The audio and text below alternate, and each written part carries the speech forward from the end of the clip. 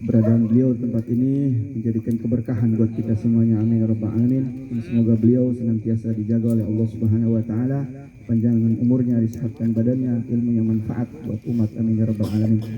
Kami hormati Ketua DKM Masjid Baitul Salam Bapak Ustadz Ibnu. Kami hormati Bapak Dede Yusuf Ketua RT 02 dan para jamaah pengajian on the road yang dimuliakan Allah.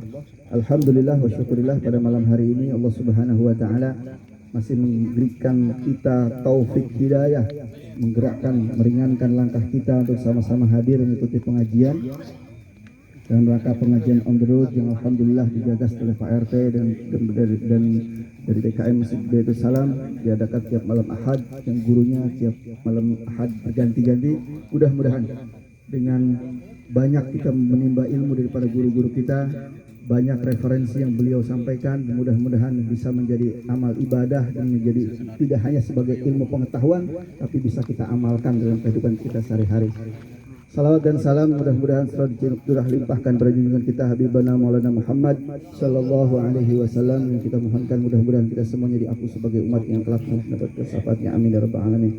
Para jamaah, bapak-bapak yang rahmati Allah, alhamdulillah malam hari ini guru kita sudah hadir di tengah kita. Kita mohon pada beliau untuk sedikit menyampaikan mau'izatul hasanah, tausiah kajian pada malam hari ini. Sekali lagi mari kita dengarkan baik-baik, dan mudah-mudahan ilmu yang beliau sampaikan bisa kita amalkan, bisa kita terapkan dalam ibadah kita sehari-hari. Waktu dan tempat kami persilahkan. Assalamualaikum warahmatullahi wabarakatuh.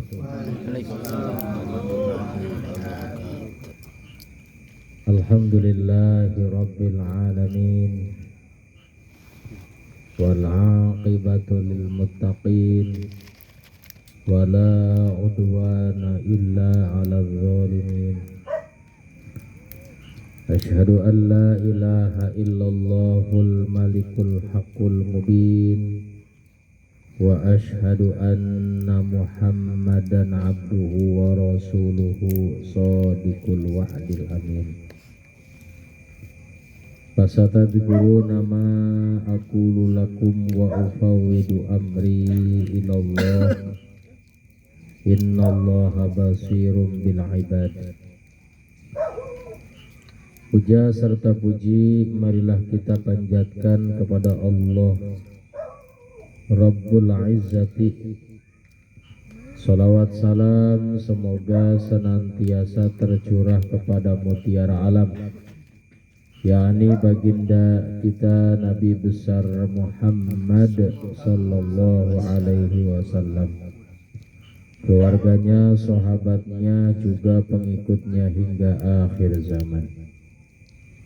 Sama-sama kita muliakan segenap para alimil ulama, para guru, khusus Bapak Ustadz Tito selaku pembimbing kita, juga para asatidz yang lainnya, teristimewa Bapak DKM, Bapak Ustadz Ibnu, juga para aparatur pemerintah, Bapak RT dan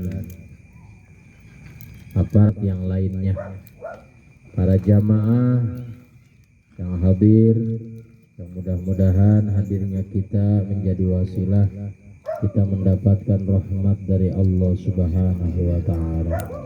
Amin ya Allah ya rabbal alamin. Para hadirin rahimakumullah, kitab yang saya bawa kitab apa ini? Tanbihul Ghafilin, halaman 114, yang mana di sini dikatakan bahwa ada seorang sahabat bertanya kepada baginda Nabi. Kata sahabat tersebut, "Ya Rasulullah, idza kharajta minad dunya fa dhahrul ardi khairun lana am batniha." Kata sahabat tersebut yang tidak disebutkan namanya, Ini sahabat nanya sama baginda Nabi, wahai baginda, ketika engkau telah tiada, bagi kami apakah lebih baik ada di atas bumi atau di bawah bumi? Ini kata-kata yang penuh dengan sastra tentunya. Kalau bahasa kasarnya mengeren, kalau engkau udah nggak ada, mendingan hidup apa mendingan mati saya, gitu. Karena jelas kehadiran Rasulullah adalah sebuah keajaiban yang luar biasa. Kurun atau zaman yang dimana ada baginda Rasul adalah zaman yang terbaik sepanjang masa. Maka dikatakan khairul qurun qarni, zaman yang terbaik. Jadi sepanjang zaman adalah zamanku, zaman sekarang nih, kata baginda Nabi. Kemudian summa yalunahum, kemudian setelah zamanku berarti zaman para sahabat. Summa yalunahum, kemudian zaman setelah sahabat disebutnya zaman tabi'in. Kemudian summa yalunahum, kemudian zaman setelahnya berarti zaman tabi'it tabi'in. Dan makin ke sana tentunya zaman semakin buruk, bukan zamannya yang buruk, tapi perilaku penghuni zaman tersebut yang semakin buruk. Maka kata baginda Rasul, ma min yaumin illa wa ba'dahu syarrun, tidak ada satu hari kecuali setelah hari tersebut, setelah zaman tadi yang disebut, makin hari makin buruk keadaannya. Maka sahabat tersebut bertanya kepada, karena tahu setelah perginya baginda Nabi tentu keadaan sudah berbeda. Tadinya dianggap pasti baik-baik saja karena ada baginda Rasul, sekarang udah lain keadaannya. Maka bertanyalah sahabat tersebut dengan pertanyaan tadi, setelah engkau tiada wahai paduka, apakah bagi kami lebih baik diam di atas bumi atau menempati perut bumi, diam di bawah bumi atau meninggalkan alam dunia? Maka kata baginda Nabi, diteruskan di dalam hadisnya, idza kana umaraukum khiyarukum, manakala pemimpin kalian, manakala pemerintahan yang memegang urusan kalian itu adalah orang yang terbaik di antara kalian. Manakala kemudian manakala wa agniya ukum ashiyak ukum, manakala orang kaya di zaman kalian itu adalah orang-orang yang dermawan. Dan manakala wa umurukum suara bainakum, dan manakala urusan kalian dimusyawarahkan, maka kata baginda Rasul, fadzahrul ardi khairun lakum mim batniha, maka diam di atas bumi lebih baik daripada diam di bawah bumi, maka hidup lebih baik daripada mati. Kalau pemimpinnya, umaroknya orang-orang terbaik, bukan hanya terbaik dalam segi fisiknya, karena memilih pemimpin itu bukan hanya dilihat fisik juga harus dilihat. Fisik baik, kemudian segi IQ, otak, akal, kemampuan berpikir baik, ilmunya baik, dari segi ibadah baik, berarti terbaik, yang benar-benar memikirkan rakyat, yang benar-benar peduli terhadap kesusahan rakyat, bukan yang hanya menyengsarayakan menyengseng. menyengsarayakan rakyat, kata Mbah Mahfud MD. Bukan yang seperti itu, tapi pemimpin yang peduli terhadap rakyat, yang menangis manakala rakyatnya menderita, yang akan merasa bahagia manakala rakyatnya berbahagia. Bentar lagi kan kita milih pemimpin, gambarnya udah penuh, gede banget di jalan. Masya Allah. Warna-warni. Iya, warna-warni. Di sini ada caleg enggak nih? Nggak ada. Nggak ada ya? Kalau banyak caleg, ada caleg, ada caleg, Pak. Beda. Kalau caleg, calon legislatif. Kalau caleg, calon yang leg-legen. Mana bisa diteleg ya?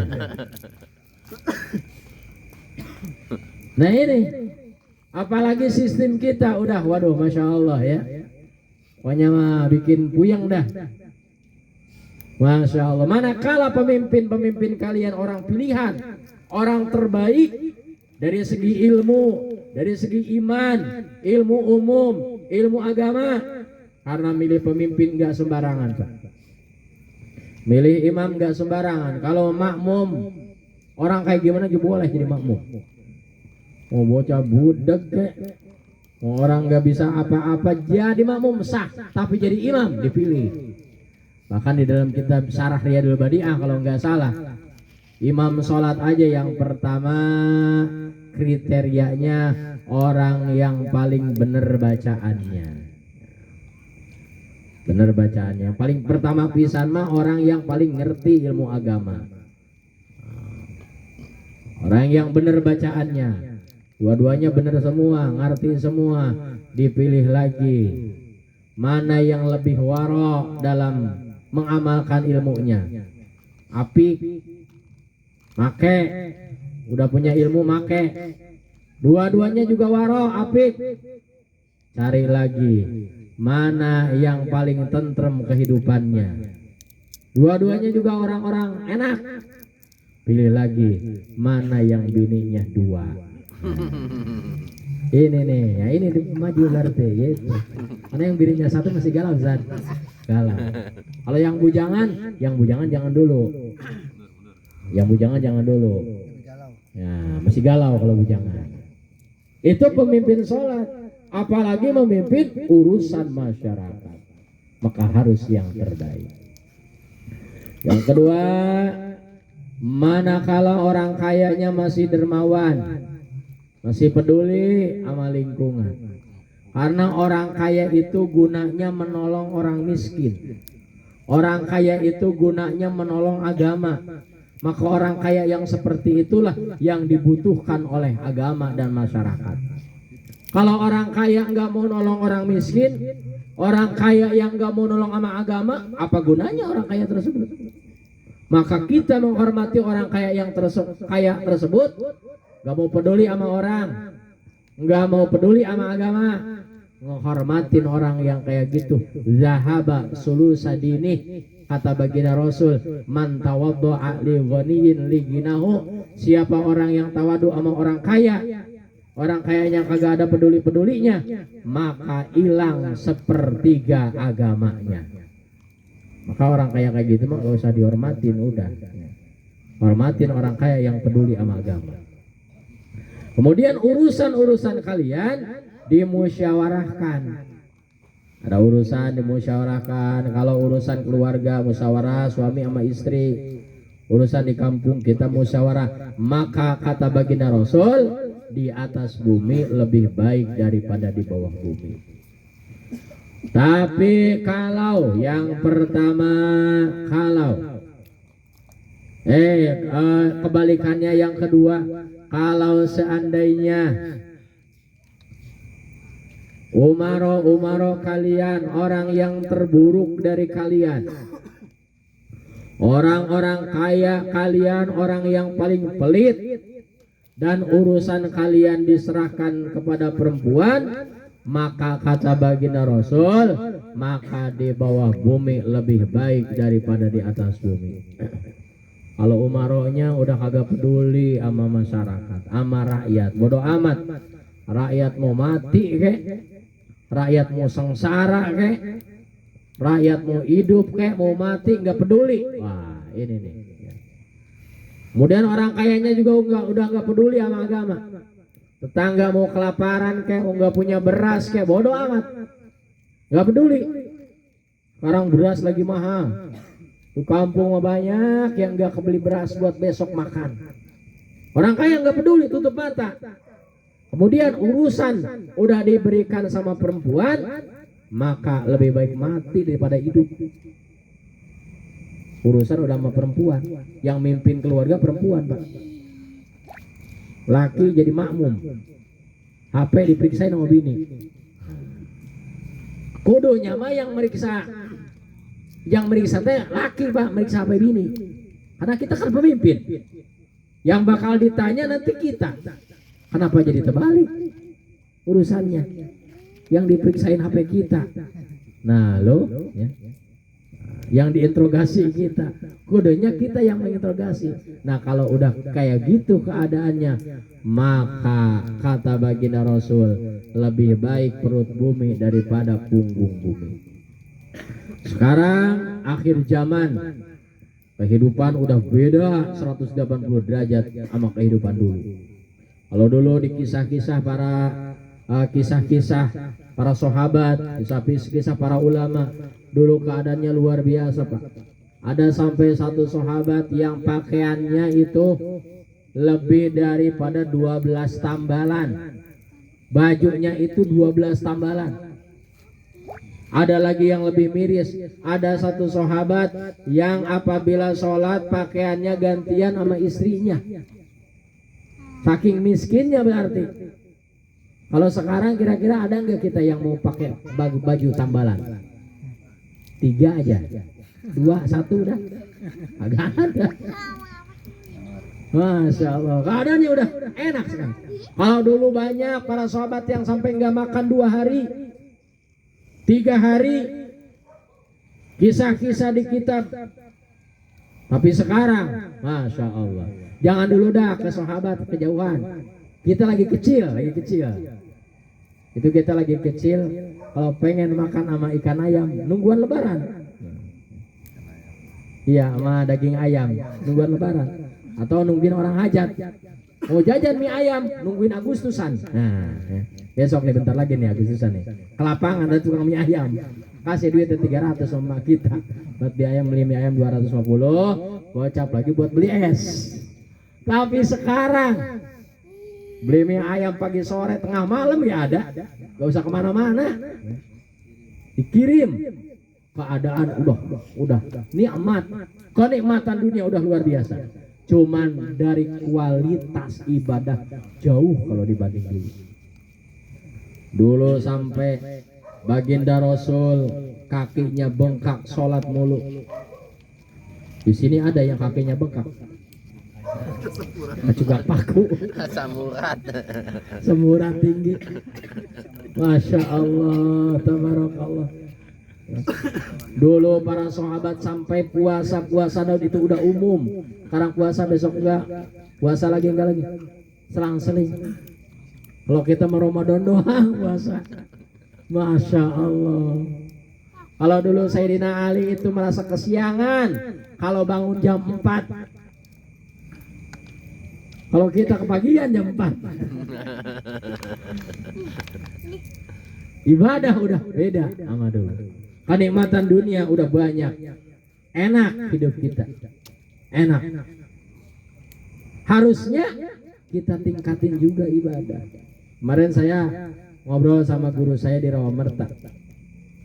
Kata guru saya, antum umur berapa ajengan? Nah, guru sama murid manggilnya juga ajengan. 40 Kang. Akang alhamdulillah udah 50 lebih, 55. Gimana Kang? Badan? Udah umur 50 begitu. Kalau saya mah Kang, saya mah sekarang kalau makan kacang pundak berat. Makanya saya nggak makan kacang. jauh soalnya. Kedepin Pak RT. Iya, kalau makan bayam kaki pegel. Apalagi makan genjer, perut saya nggak mau nerima. Berak besok ada genjernya lah. Kata guru saya, genjer mah jangan dimakan. Mereka kembali.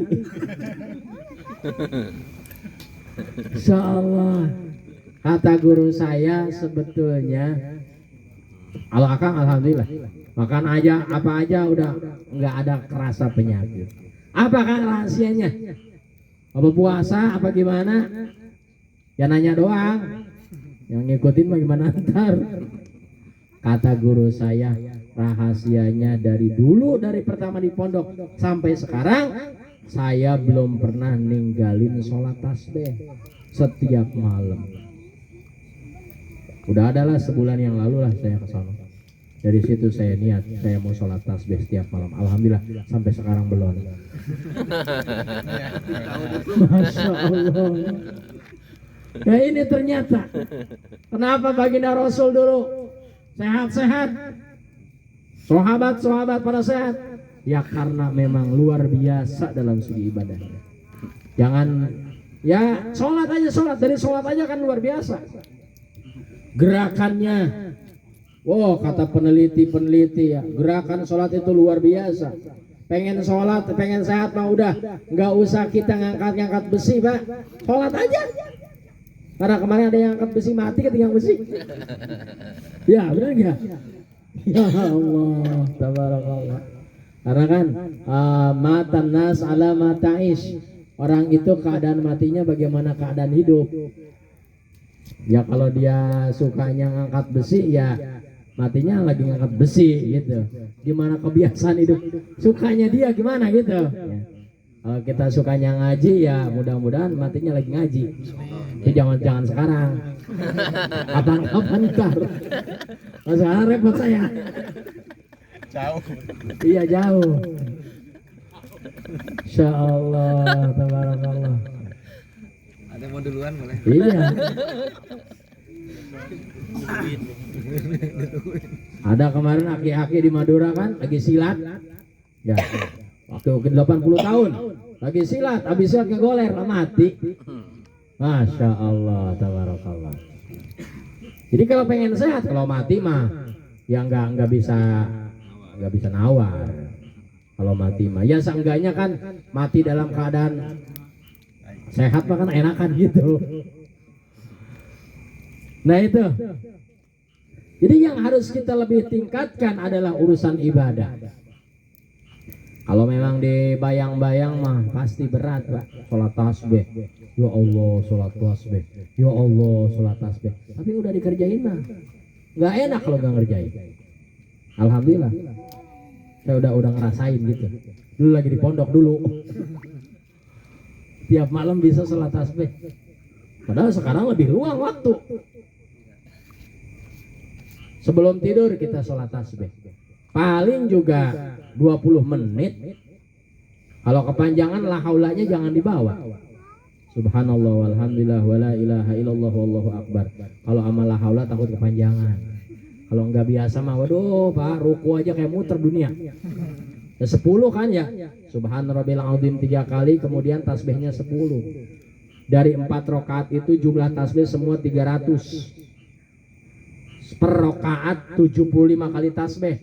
Berdiri setelah surat 15, ruku 10, i'tidal 10, sujud awal 10, duduk 10, sujud sani 10. Sebelum berdiri kita duduk istirahat 10, jadi 75.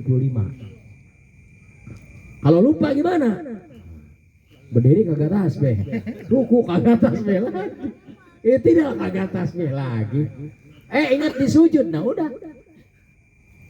Semalam saya begitu tuh, pulang ceramah dari Sukatani, aduh puyeng banget, belum sholat tasbih dulu kita, lupa, ingat-ingat pas sujud, ya Allah banyak banget, 15 tambah ruku 25, sujud jadi 35 kita.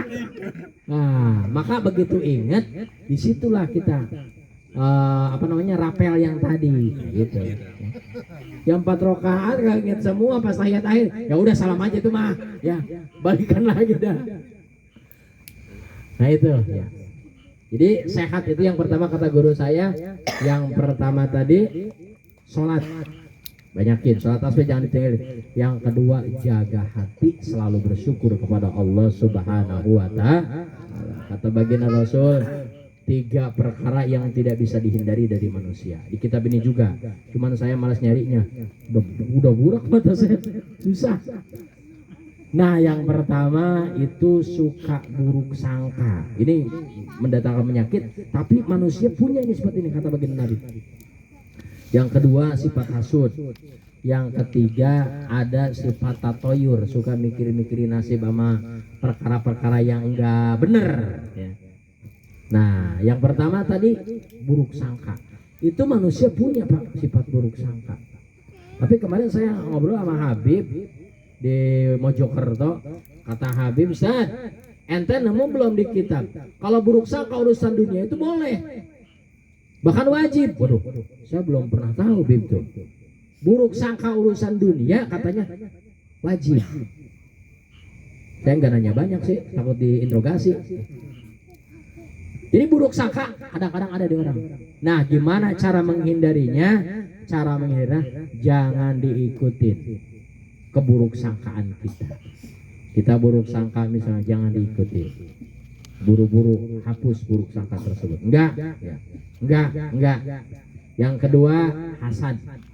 Hasud mungkin ada di setiap orang. Gimana caranya? Caranya supaya sifat hasud tersebut hilang, pikirin akibat daripada sifat hasud, menghabiskan pahala ibadah kita. Kemudian doakan orang yang kita hasudin dengan doa yang baik. Misalnya ada orang punya nikmat, hasud itu kan ngarap-ngarap nikmat dari ngarap nikmat yang ada di orang pindah ke kita atau hilang dari dia. Panasan. Orang beli motor panas gitu. Apalagi beli AC. AC kan dingin ya. Apa jadi panas? Orang beli mobil meriang. Orang beli tanah mati. Nah, itu hasud. Kalau ada sifat seperti itu, malah kita harus doakan, ya Allah mudah-mudahan tetangga saya yang punya nikmat itu ditambahkan nikmatnya olehmu ya Allah, gitu, supaya hilang tuh sifat hasud. Jangan diikutin. Yang ketiga tadi tatoyur, nyangka-nyangka. Wah kita ini tadi ini kenapa ini ban bocor gara-gara nabrak kucing apa gimana? Nah itu prasangka gitu juga harus dihilangkan. Supaya sehat, kata guru saya, jaga hati, selalu bersyukur kepada Allah Subhanahu wa Ta'ala. Dengan banyak bersyukur, sehat wal afiat. Karena sehat itu untuk badan, afiat itu untuk batin. Makanya sehat wal afiat. As-sihatul lil abdan, sehat buat badan, wal afiatul lil arwah. Kalau afiat itu buat ruh kita. Nah, karena sekarang ini kita lagi santapan ruh kita ini lagi makan, Pak. Tausiah, zikir. Karena yang butuh makan itu bukan hanya badan butuh makan. Kalau nggak makan lemes. Ruh juga sama. Cuman nggak dirasa. Ruh kalau nggak sholat lemes itu. Bukan ke badan jurusannya. Kenapa ente lemes banget?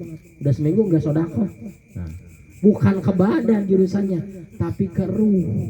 Nah, ruh butuh makanan, badan butuh makanan, dua-duanya harus seimbang supaya mendapatkan sehat wal afiat. Mudah-mudahan walaupun sedikit ada manfaatnya. Khusus buat saya yang menyampaikannya, umumnya buat para jamaah semuanya. Begitu saja mungkin yang bisa saya sampaikan, kurang lebihnya mohon dimaafkan. Hadani Allah wa iyyakum. Assalamualaikum warahmatullahi wabarakatuh. Waalaikumsalam. Alhamdulillah, jazakallah khair buat Ustaz Taufik Hidayat yang telah menyampaikan kajian pada malam hari ini. Mudah-mudahan apa yang beliau sampaikan menjadi ilmu buat kita dan juga bisa kita amalkan dalam keseharian kita. Mungkin dari bapak-bapak ada yang bertanya dari pertanyaan yang disampaikan kepada beliau. Saya buka 2 pertanyaan kalau ada.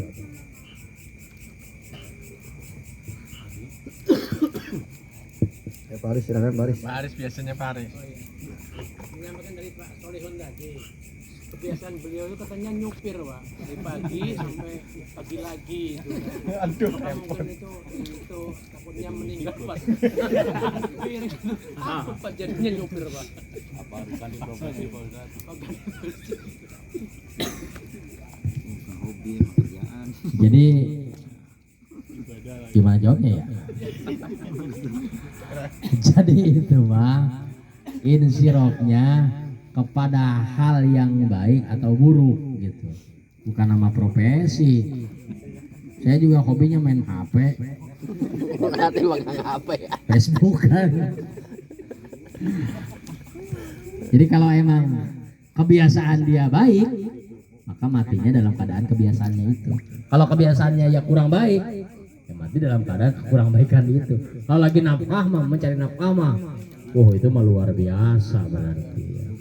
Sabilillah itu mah, syahid. Tapi jangan bunuh diri, Pak. Konyol tuh. Masih kecil-kecil. Ingat. Ingat. Sangat kasar. Ya, udah cukup.